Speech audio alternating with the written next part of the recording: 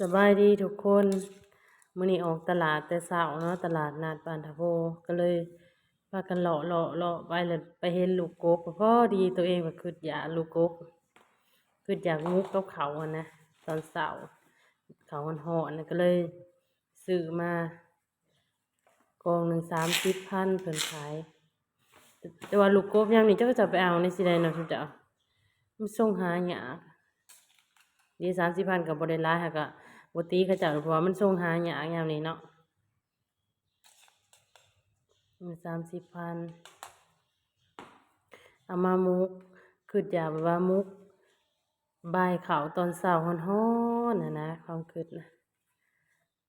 เอามามุก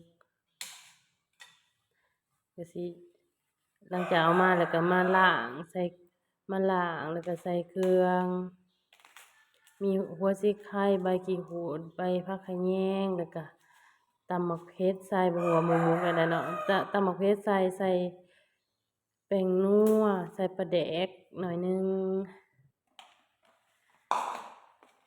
บ่รู้ว่าคนอื่นมุกแบบใดแต่ว่าเพิ่นมุกแบบนี้นะ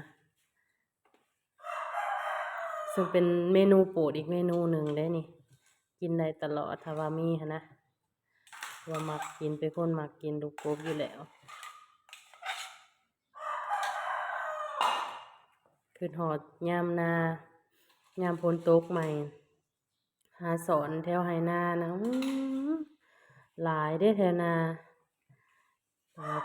ฝนตกแล้วหาสอนนำไหนานะได้เทื่อละคุละอันนั้นผู้ใดคำหลายค่ะแต่ว่าปีนี้มันฝนตกอยู่แต่ว่ามันบ่มีน้ำนะเพราะว่าฝนตกน้อยเดียวดีก็เอามามุกเลยก็ได้2มุกบ่ฮู้ว่าคนอื่นกินคือกันอยู่บ่มีไผมักคือกันอยู่บ่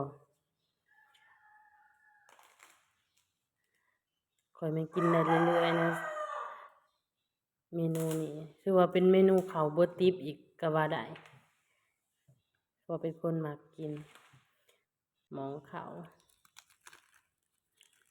สุกแล้วที่จริงหั้นแกะกินไปมุกหนึ่งแล้วแต่ว่าลืมถ่ายก็เลยมาแกะอีกมุกที่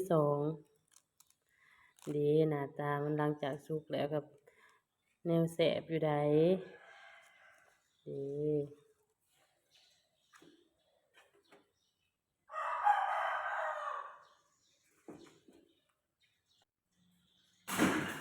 มาเด้อมากินนำกันเด้อทุกคนมา